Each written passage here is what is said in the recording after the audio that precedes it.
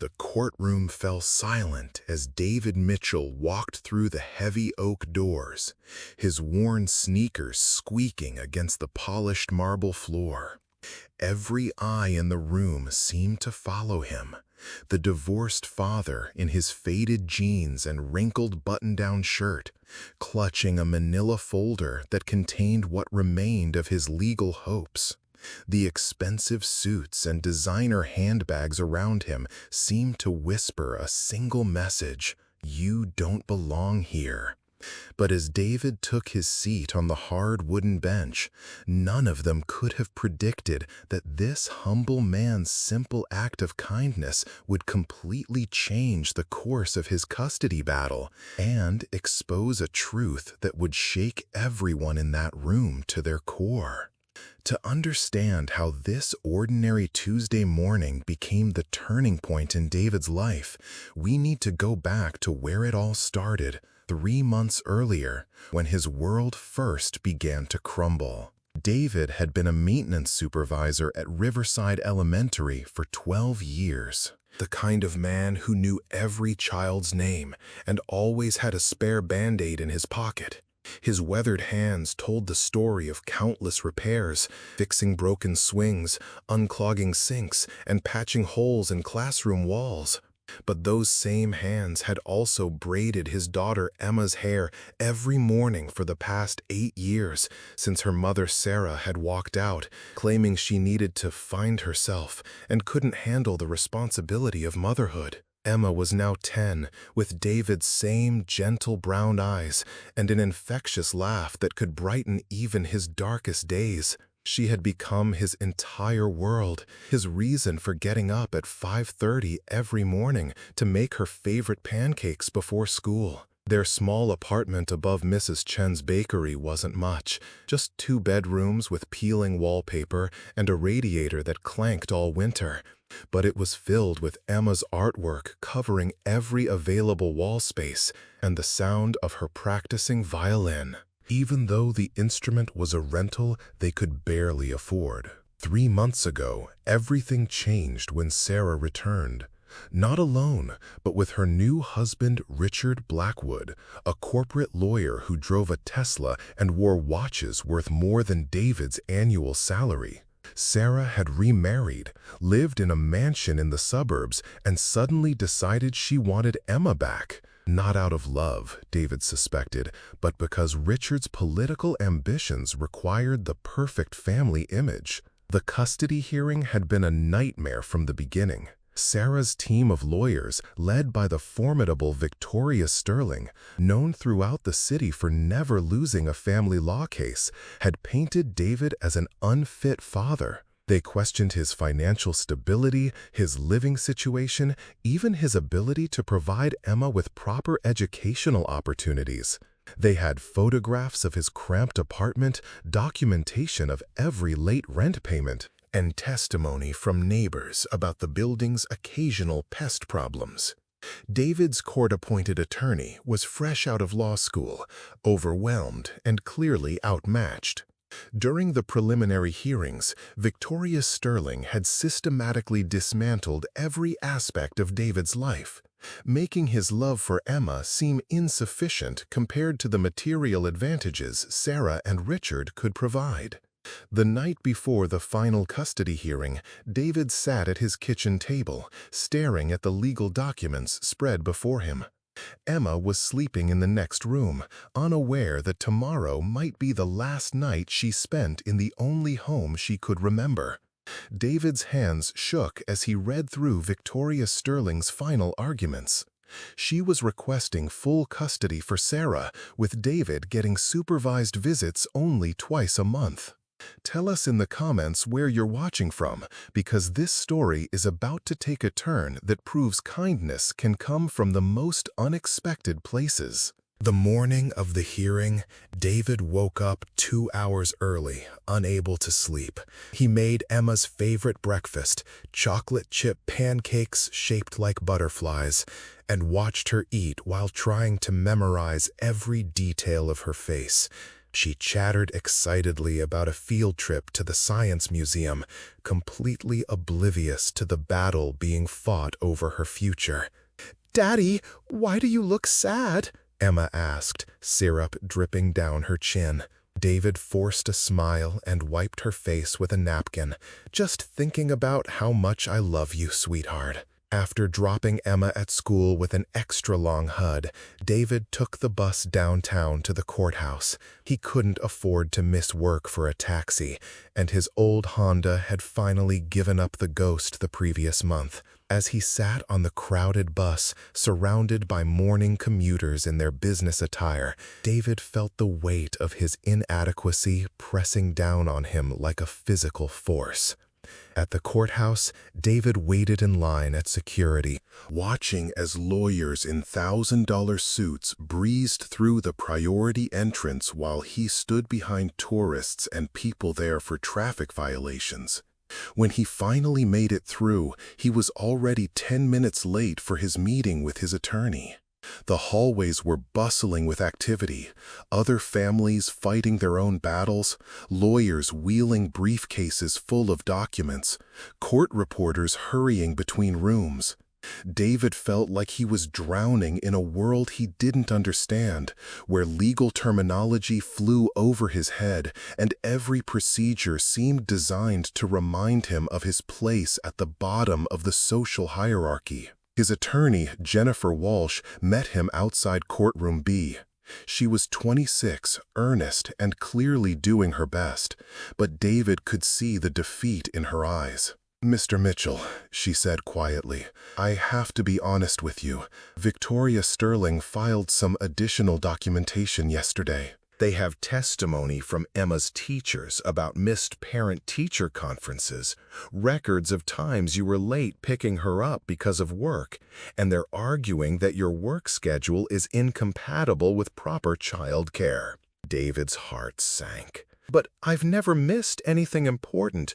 Sometimes the boiler breaks down after hours, or there's an emergency repair, but Emma always comes first." Jennifer nodded sympathetically. "I know, and I'll make that argument. But David, you need to prepare yourself. The judge is known for prioritizing financial stability in custody cases."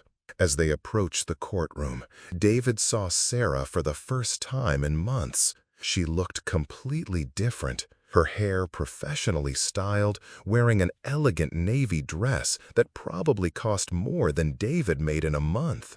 Beside her stood Richard, imposing in his tailored suit, and behind them was Victoria Sterling herself, a woman in her 50s with silver hair and eyes like steel. Victoria Sterling was a legend in family law. She had never lost a custody case in 15 years of practice. She specialized in representing wealthy clients who wanted to take children away from lower-income parents, and she was ruthlessly effective at it. Rumors said she charged $1,000 an hour and was worth every penny to clients who could afford her services. David took a seat on the hard wooden bench, his folder of documents feeling pathetic compared to the wheeled briefcases surrounding Sarah's legal team. The courtroom was intimidating. High ceilings, dark wood paneling, and the judge's bench looming over everything like a throne of judgment. As people filed in, David noticed an elderly woman struggling to find a seat. The courtroom was packed, with spectators from multiple cases crowding the gallery. The woman, probably in her 70s, was carrying a heavy purse and walking with a slight limp. She looked around uncertainly, clearly tired and uncomfortable. Without thinking, David stood up and gently touched her arm.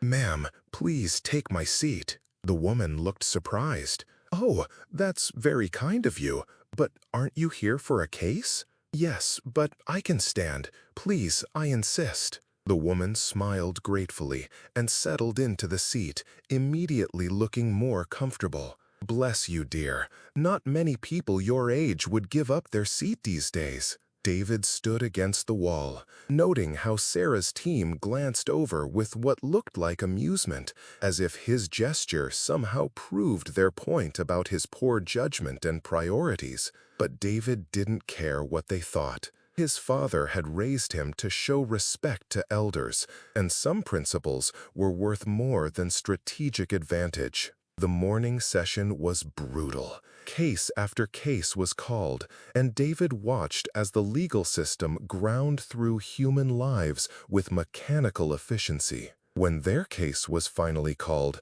Victoria Sterling rose like a predator sensing weakness. "Your Honor," she began, her voice carrying the confidence of someone who had never experienced defeat in this courtroom.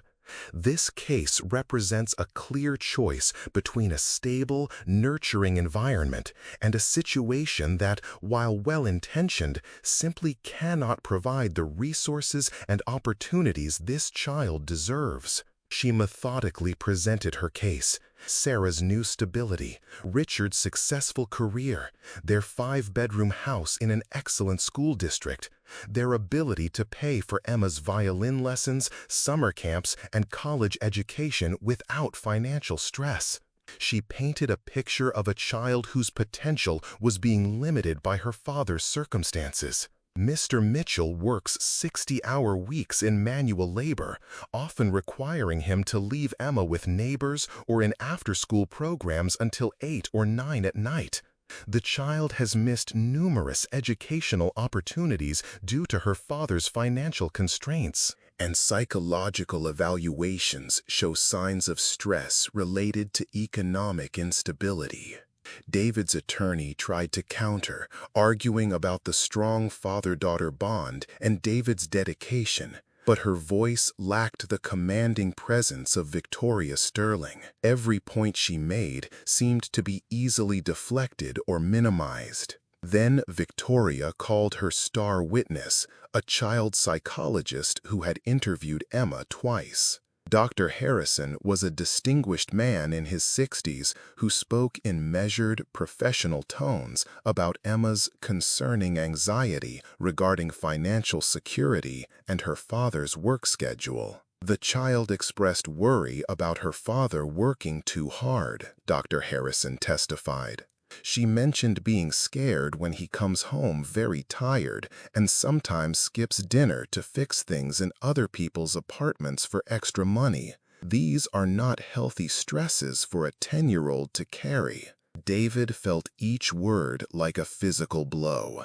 Emma had never told him she worried about those things. He worked extra jobs precisely to protect her from financial stress, but somehow his efforts had become evidence of his inadequacy as a parent. During the lunch break, David sat alone on a bench outside the courthouse, barely able to eat the sandwich he'd packed that morning.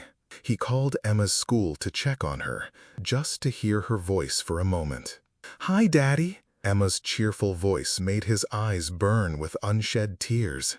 "Mrs. Peterson said we're going to dissect owl pellets today. Isn't that gross but cool?" "Very cool, sweetheart. I love you."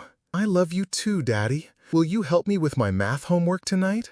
David closed his eyes, wondering if there would be a tonight, or if Emma would be going home to Sarah's mansion instead. "Of course, baby girl. I'll see you after school." When the afternoon session began, Victoria Sterling called Sarah to testify. David's ex-wife took the stand with practiced poise, dabbing at her eyes with a tissue as she spoke about how much she regretted leaving Emma and how ready she was now to provide the stable, loving home their daughter deserved. "I made mistakes," Sarah said, her voice perfectly modulated for maximum emotional impact. "I was young and overwhelmed, and I thought David could provide the stability I couldn't. But now I'm in a position to give Emma everything, not just material things, but emotional security, educational opportunities, and a family environment with both a mother and father figure." She talked about the bedroom they decorated for Emma, complete with a walk-in closet and private bathroom. She mentioned the piano lessons they'd already arranged, the private school application they'd submitted, and the college fund Richard had established. David's attorney cross-examined, but Sarah was well prepared.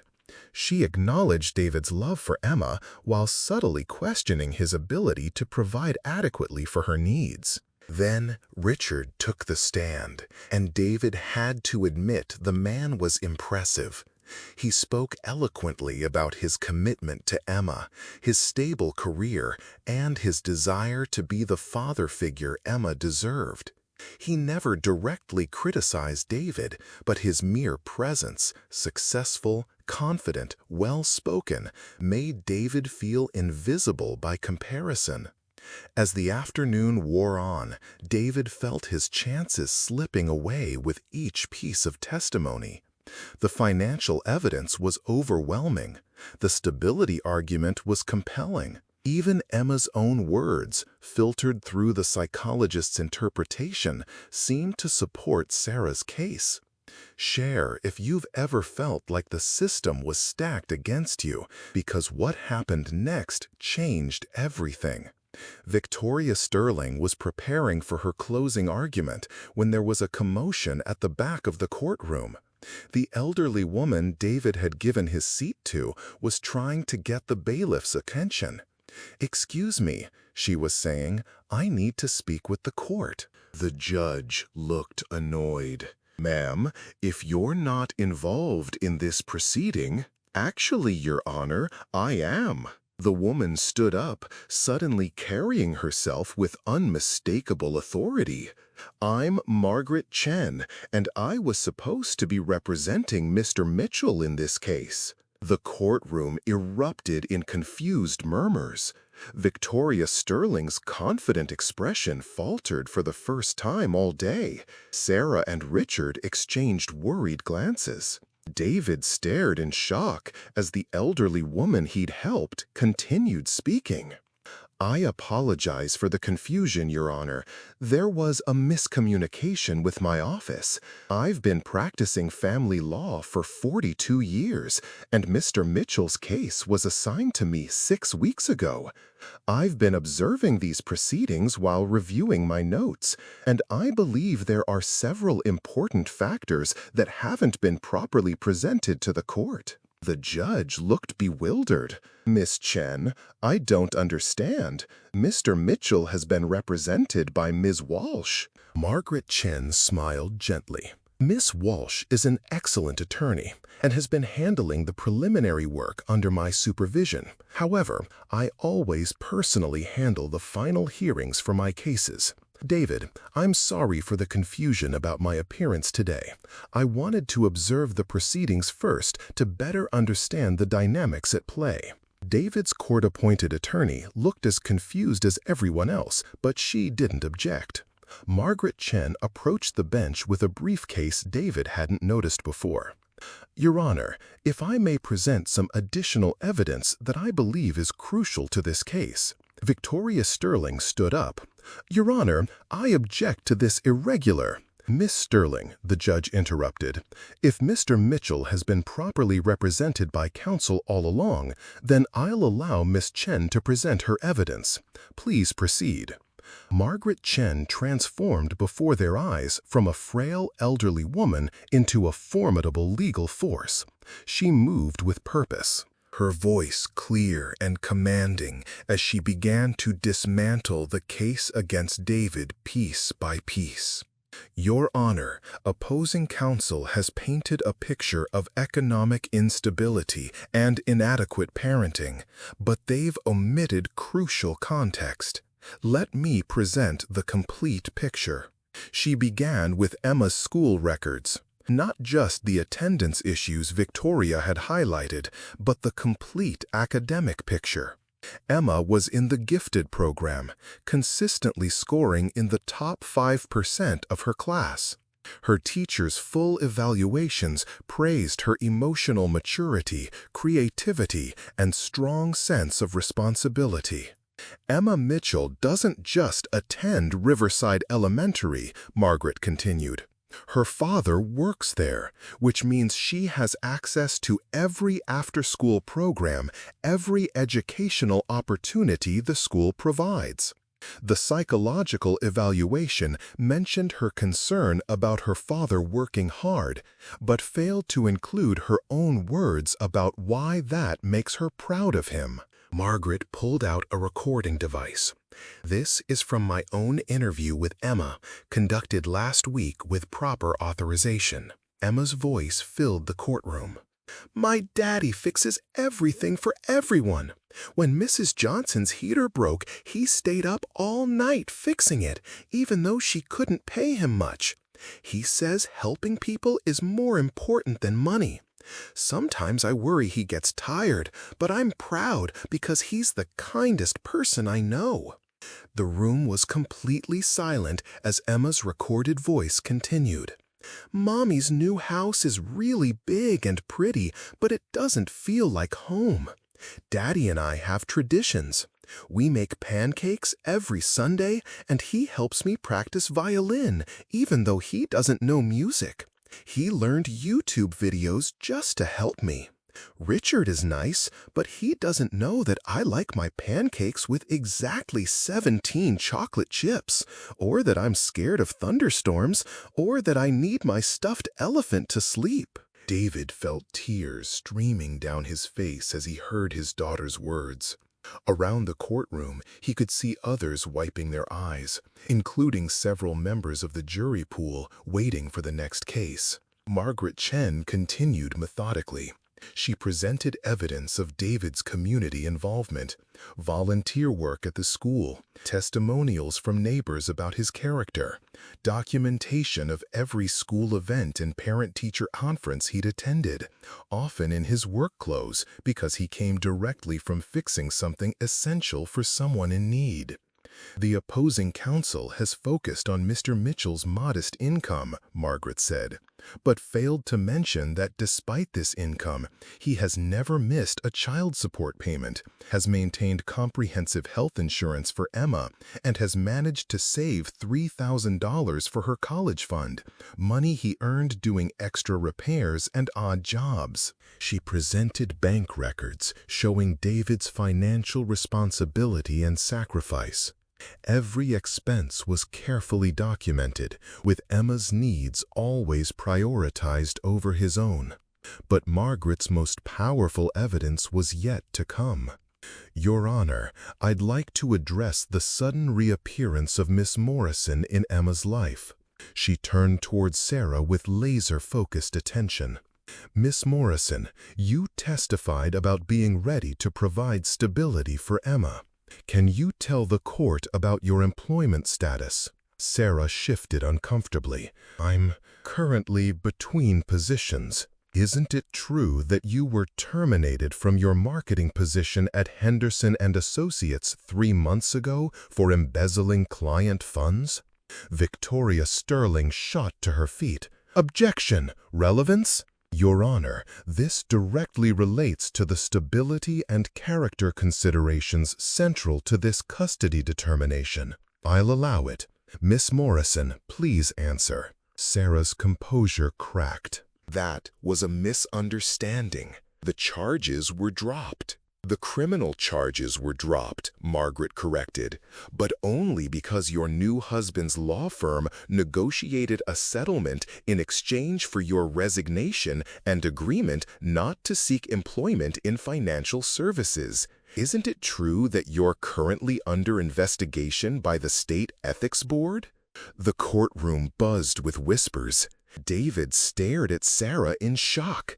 He had no idea about any of this. Margaret continued her systematic demolition of the case against David. She revealed that Richard's political ambitions included a run for district attorney, and that having a stepdaughter would significantly help his family values campaign image. She presented evidence that Sarah had been coached by an image consultant on how to present herself in court. Most importantly, Your Honor, I want to address the fundamental misunderstanding about what constitutes a suitable home for a child. Margaret's voice grew passionate as she spoke. Emma Mitchell lives in a two-bedroom apartment above a bakery. Every morning she wakes up to the smell of fresh bread. Mrs. Chen downstairs knows her favorite cookies and always has them ready after school. Emma knows every neighbor in the building, and they all look out for her. When she practices violin, Mr. Petrov from the third floor sometimes accompanies her on his accordion. This isn't poverty. This is community. She gestured toward David, who was still standing against the wall where he'd remained after giving up his seat. This man gave up his seat to a stranger today, to me, without knowing who I was or that it might benefit his case. That's who he is. Emma doesn't just have a father, she has a role model in kindness, sacrifice, and integrity.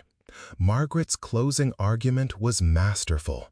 She painted a picture of two different kinds of wealth, material wealth versus richness of character and community. She talked about Emma's recorded words, her obvious love and security with her father, and the importance of stability that comes not from money, but from consistent love and presence. Your Honor, Emma Morrison Mitchell is not a possession to be awarded to the highest bidder.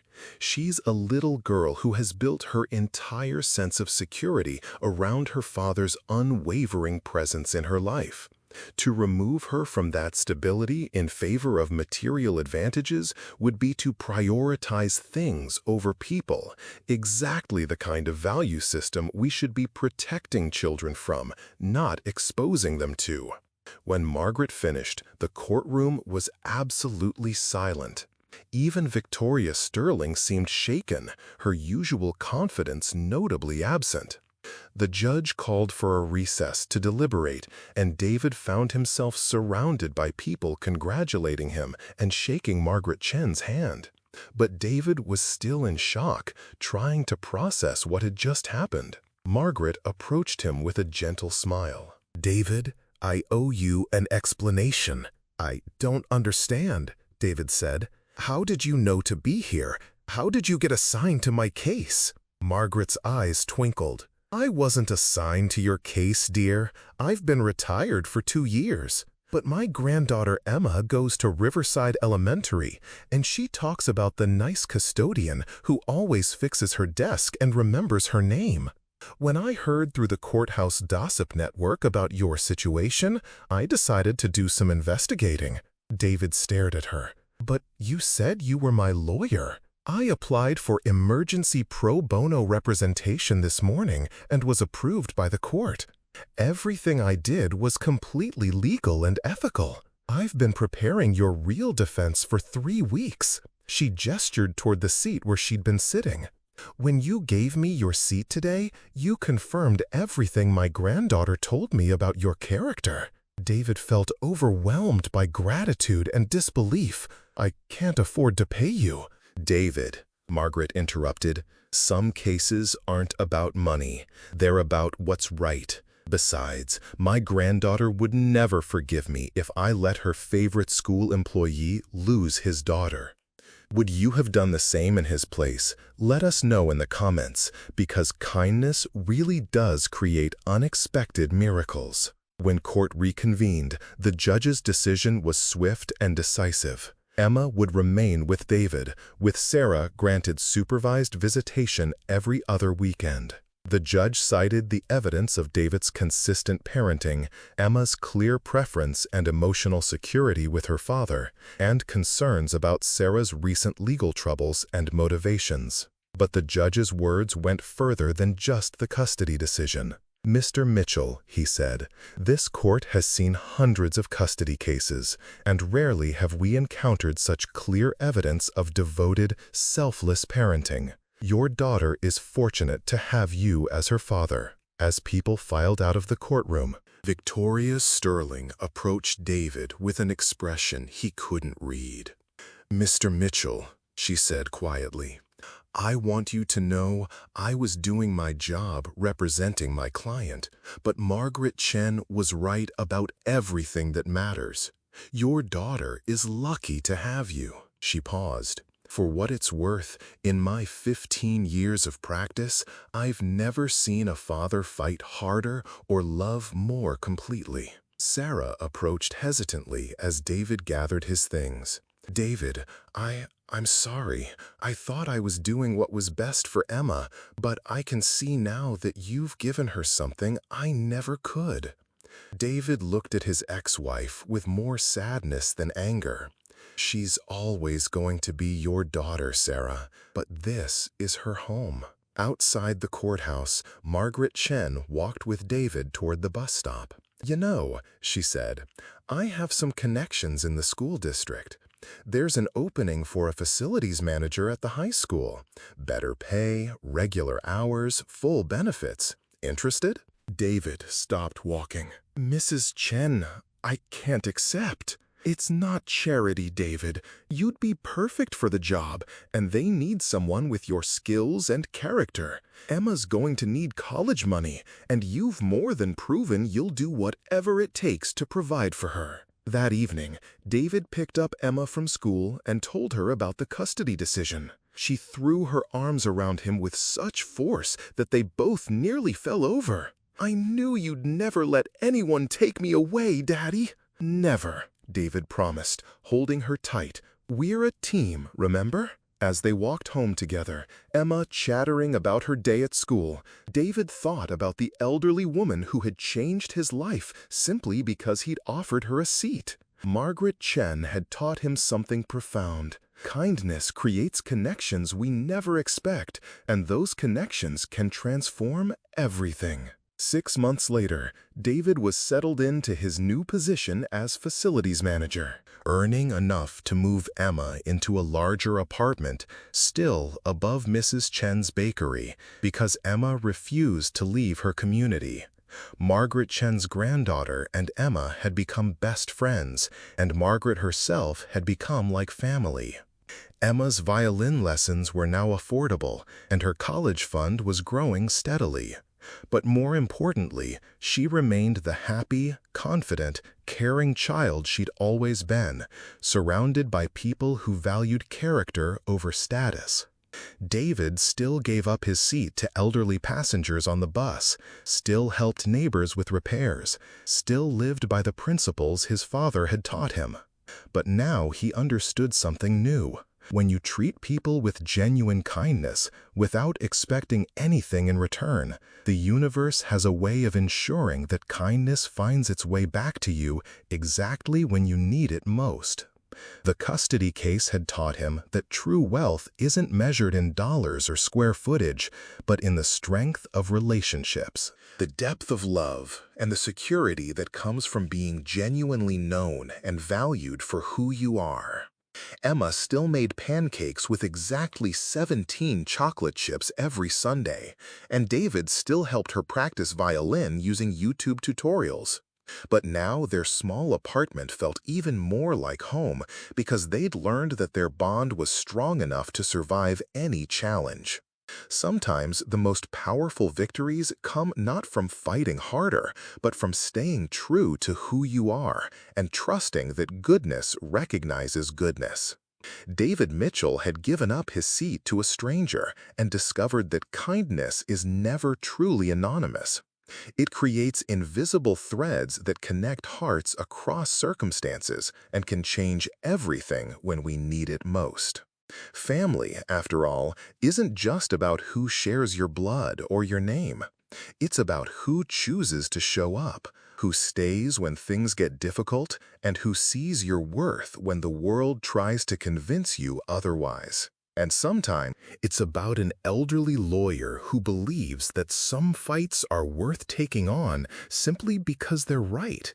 Subscribe for more powerful stories like this, and click on the video on the screen to watch the next one with a twist so powerful you'll never forget it.